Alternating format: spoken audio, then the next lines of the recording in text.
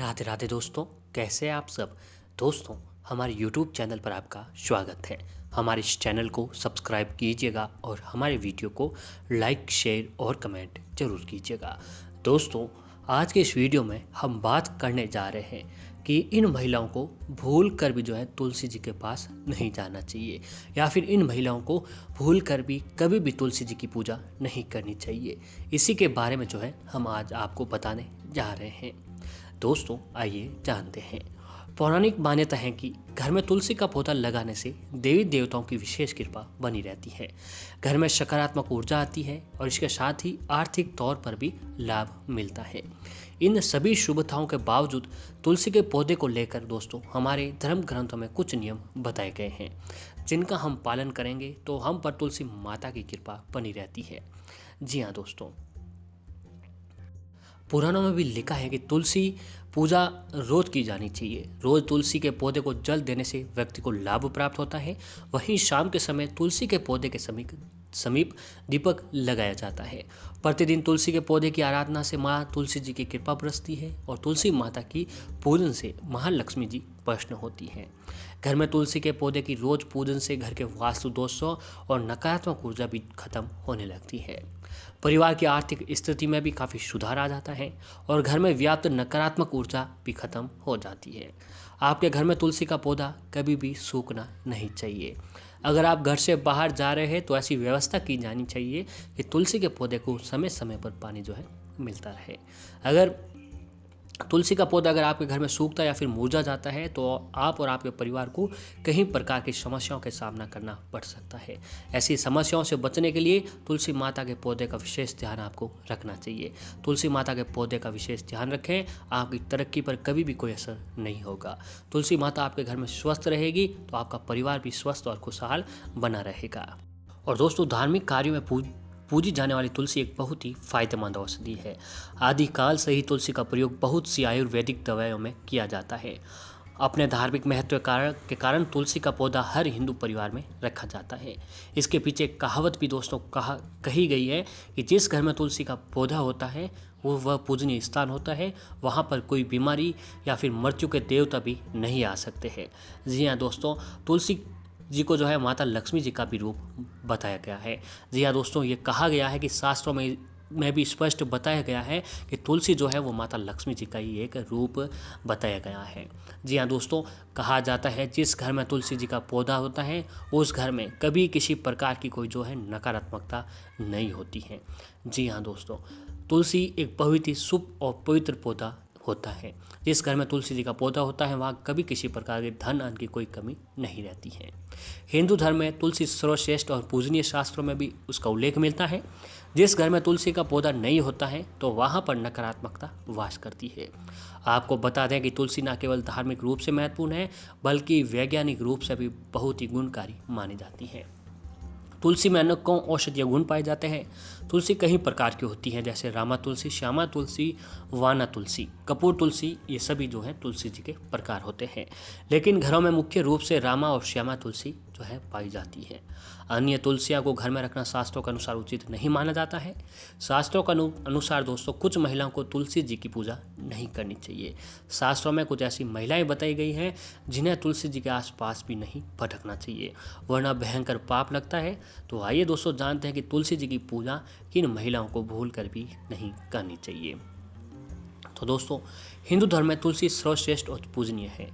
ऐसा भी बताया गया है कि जिस घर में तुलसी जी का पौधा होता है वहाँ किसी प्रकार की कोई नकारात्मकता नहीं आती है।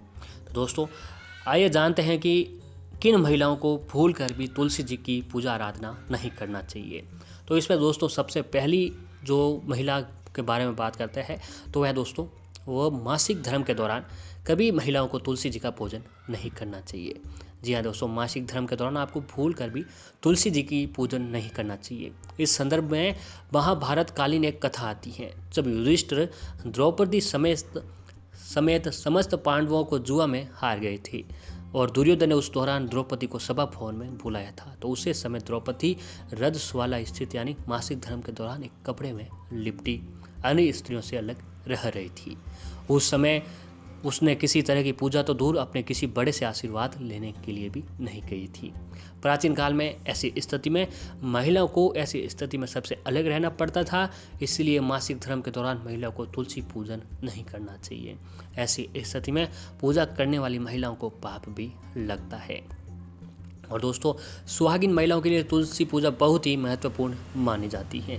तुलसी विवाह को भी पूर्ण रूप से वैवाहिक जीवन सफल हो जाता है और ऐसा करने वालों को 7 जन्मों तक वे अपनों का साथ मिल जाता है। लेकिन अगर आपने हिंदू धर्म के अनुसार विवाह के दौरान 7 फेरे नहीं लिए हैं, जी हाँ दोस्तों, अगर आप हिंदू धर्म के अनुसार 7 फेरे नहीं लिए हैं तो ऐसी महिलाओं को भी तुलसी के आसपास गलती से भी नहीं जाना चाहिए। ऐसी महिलाओं को तुलसी पूजा नहीं करनी चाहिए। बगैर 7 फेरे लेने वाली महिलाएं तुलसी से दूर ही रहने चाहिए। अगर आपने कोर्ट मैरिज की भी है तो भी आप तुलसी पूजन करने के अधिकारी नहीं होते हैं। ऐसी महिलाओं पहले अपने पति के साथ 7 फेरे लें और उसके बाद तुलसी जी की पूजा करें। अगर आप ऐसा नहीं करती हैं तो आप पाप की भागीदारी बन सकती हैं और माता तुलसी आपसे नाराज हो सकती हैं। भले ही कुंवारी कन्या तुलसी पूजन कर लें, लेकिन बिना 7 फेरे लिए विवाह रचाने वाली महिलाएं बिल्कुल भी तुलसी जी की पूजन आपको नहीं करनी चाहिए। और दोस्तों, अगली है जो चरित्रहीन व्यक्ति और मन में गंदे विचार रखने वाली महिलाओं को भी तुलसी के पौधे से दूर रहना चाहिए। ऐसे व्यक्ति की पूजा तुलसी माता कभी भी स्वीकार नहीं करती है। शास्त्रों के अनुसार अगर आपके मन में गलत विचार आते हैं और दूसरे लोगों के प्रति आपके मन में गलत भावना है तो आपको तुलसी जी के पौधे से दूर ही रहना चाहिए। ऐसे व्यक्ति को तुलसी विवाह में भी शामिल नहीं होना चाहिए। माता तुलसी ऐसे लोगों से हमेशा क्रोधित रहती हैं और ऐसे व्यक्ति की पूजा भी माता लक्ष्मी कभी, माता तुलसी कभी स्वीकार नहीं करती हैं। अगर आपका मन सच्चा है तभी आपको तुलसी जी की पूजा करनी चाहिए, जो इसमें तुलसी जी आपकी पूजा जो है ज़रूर स्वीकार करती है। तो दोस्तों, इन सभी महिलाओं को जो है इन महिलाओं को कभी भी तुलसी जी की पूजा नहीं करनी चाहिए। और दोस्तों, कुछ बातें ये भी हैं जो भी आपको नियमित रूप से ध्यान देना चाहिए। वह इस प्रकार है कि दोस्तों, अगर घर में तुलसी का पौधा लगा है तो तुलसी की सुबह और शाम दोनों समय पूजा अवश्य ही करनी जरूरी है। सुबह के समय तुलसी पर जल चढ़ाएं और शाम के वक्त तुलसी के पास दीपक भी जलाना चाहिए। ऐसी मान्यता है कि जो महिलाएं शाम के समय तुलसी जी के पास दीपक जलाती हैं उनके घर में महालक्ष्मी जी की सदैव कृपा बनी रहती है और साथ ही घर के वास्तु दोष भी दूर होते चले जाते हैं।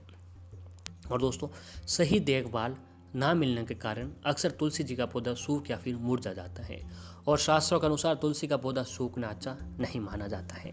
इसीलिए इस बात का ध्यान रखना चाहिए कि तुलसी के पौधे के आसपास कभी भी गंदगी नहीं होनी चाहिए।